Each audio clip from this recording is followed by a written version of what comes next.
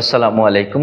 সম্মানিত এমপিওভুক্ত school, college এবং মাদ্রাসার শিক্ষক এবং কর্মচারীবৃন্দ, আশা করছি প্রত্যেকে ভালো আছেন এবং সুস্থ রয়েছেন। দর্শকবৃন্দ, আমিও ভালো রয়েছি, তবে চিন্তিত একটু রয়েছি আর হতাশাগ্রস্ত রয়েছি, হতাশ হচ্ছি। আপনারাও সেম আমার মতো অবস্থা, আমি জানি। শারীরিকভাবে হয়তো আল্লাহ সুস্থ রেখেছেন, কিন্তু মানসিকভাবে আমরা অনেকটাই বিপর্যস্ত। আর টাইটেল থেকে বুঝতে পেরেছেন আজকে কোন বিষয় নিয়ে কথা বলবো এই ভিডিওতে।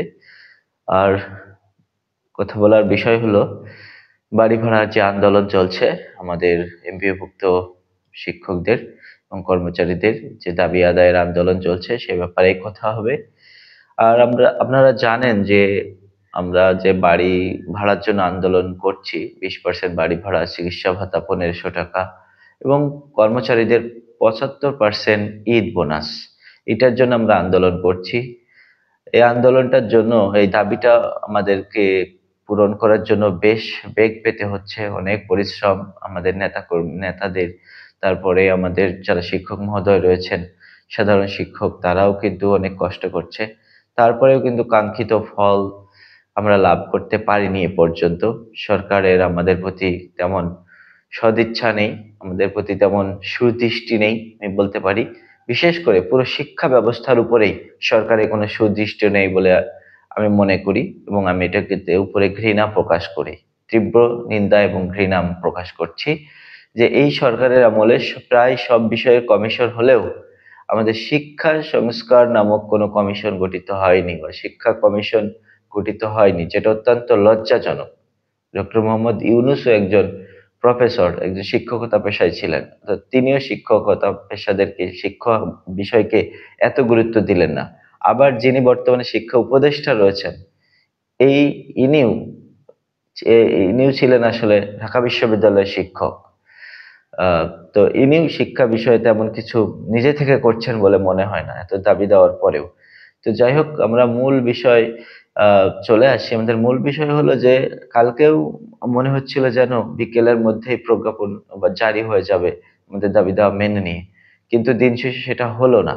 কাল কেমন চলছে, এবং আমরা বেশ কয়েকটি পত্রিকার নিউজ অনুসারে জানতে পেরেছি যে তারা এখনো সিদ্ধান্ত নিয়ে উঠতে পারেনি। তাদের সিদ্ধান্ত নিয়ে উঠতে দেরি হচ্ছে। কিসের জন্য দেরি হচ্ছে বা কাল ক্ষেপণ করছে কিনা আদেও, এইটা আমরা এই ভিডিওতে আলোচনা করব।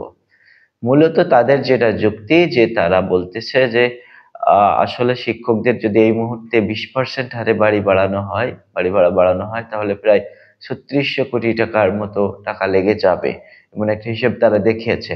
আর এই টাকাটা আসলে কোথায় থেকে সংস্থান হবে, এইটা তাদের জানা নাই। আসলে এই বাজেটে শিক্ষকদের জন্য তেমন বেশি কিছু রাখা হয়নি। সেই হিসেবে এত বড় একটা বাজেট এই মুহূর্তে কিভাবে তারা এই টাকা সংস্থান করবে, এটা তাদের অজানা। এছাড়াও তাদের মাথায় আরেকটা চিন্তা রয়েছে যে আগামী যে বছরের মধ্যেই যে আসছে, শুরুর দিকে যে আহ, বেতন বেতনের পে স্কেল আসছে, এই পে স্কেলেও কিন্তু শিক্ষকদের বেতনও বেড়ে যাবে। এটা যাই বলুক, বেশ কিছুটা বেতন বাড়বে। আর এই বেতন বাড়লে আসলে এই যে বাড়ি ভাড়াটাও তো বেড়ে যাবে। তো তাদের এইটা নিয়ে মাথায় কাজ করছে না যে এত টাকা বাড়ি ভাড়া কোথা থেকে দেবে। এটা তাদের চিন্তার কারণ হয়ে গেছে, এই কারণে তারা এখন পর্যন্ত কোনো সিদ্ধান্ত নিয়ে উঠতে পারেনি।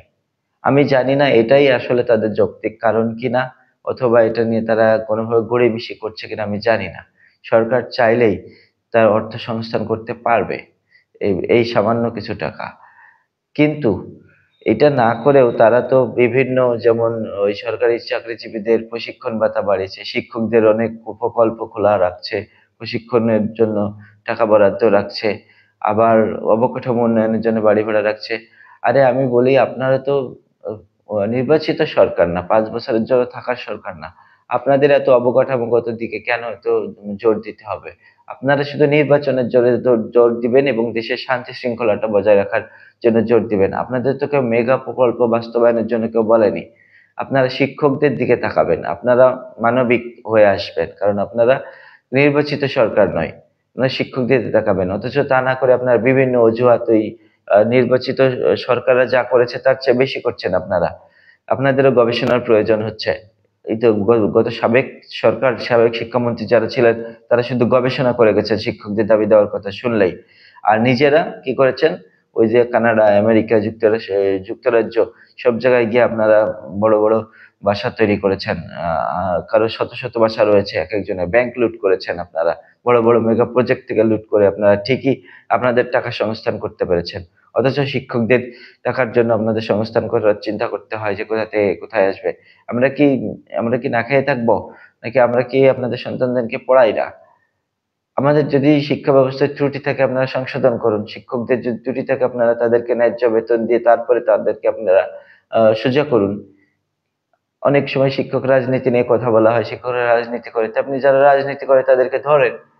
তাই বলে কি একজন দুইজনের রাজনীতির জন্য কি আপনি সারা শিক্ষককে ইয়ে রাখবেন? যারা প্রত্যেকটা স্কুলে দুই একজন রাজনীতি করতেই পারে, আপনি তাদেরকে শক্ত হাতে ধরেন, দমন করেন। তারপরে শিক্ষকদের ন্যায্য দাবি দেওয়া যদি আপনি পূরণ করেন, শিক্ষকরা এমনিতে তাদের দায়িত্ববোধ থেকে কাজ করবে। আজ পর্যন্ত শিক্ষকদের কোনো ক্ষিপ্ত আচরণ করতে দেখেছেন? যে তারা রাস্তায় গিয়ে ক্ষিপ্ত আচরণ করছে, ভাঙচুর করছে? তারা তাদের ন্যায্য দাবি নিয়ে যাচ্ছে। ক্ষিপ্ত আচরণ যেহেতু তারা করে না, তার মানে তাদের একটা বিবেক রয়েছে। আর এই বিবেক দিয়েই তারা যদি ন্যায্য দাবিটা তাদের পায়, এই বিবেক দিয়েই তারা তাদের জায়গা থেকে পড়াবে। আর যারা রাজনীতির নামে প্রতিষ্ঠানে, স্কুলে ফাঁকি দেয়, আপনি তাদের ধরুন, তাদের যে শাস্তি দিতে হয় দিন। তার মানে এই নয় যে আপনি একটা বিদ্যালয়ের দুই তিনজন যদি রাজনীতি করে, তার জন্য সে একটা বিদ্যালয়ের যে 10-15 জন শিক্ষক থেকে সবাইকে শাস্তি দেবেন এই অজুহাতে, ঠুনকো অজুহাতে। আর আপনারা নিজেরা মাল কামাবেন, জায়গায় বসে হাওয়া ভবন তৈরি করবেন, এসির তলে থাকবেন, আর আমরা রাস্তায় থাকবো।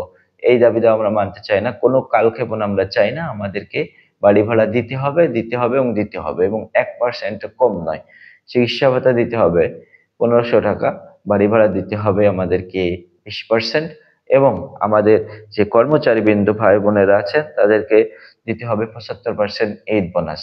এইটা মানলে আমরা রাজি আছি, না হলে আমরা 2 দিন কর্মবিরতি পালন করেছি, আজকেও কর্মবিরতি পালন করব 3য় দিন। আমরা দরকার হলে তালা মারবো, তালা মেরে আমরা ঢাকা অচল করতে যাব। আমাদের 5-6 লাখ শিক্ষক কর্মচারী রয়েছে, আমরা আমরা সবাই গেলে ঢাকায় জায়গা দিতে পারবেন না আন্দোলনের জন্য। আপনারা কাছে আমাদের অনুরোধ যে আপনারা আমাদের কথা একটু ভাবুন। তো সবাই ভালো থাকবেন, সুস্থ থাকবেন। আজকে এই পর্যন্ত। ভিডিওটি শেয়ার করবেন ভালো লাগলে, এবং সবার পাশে থাকার সুযোগ করে দিবেন।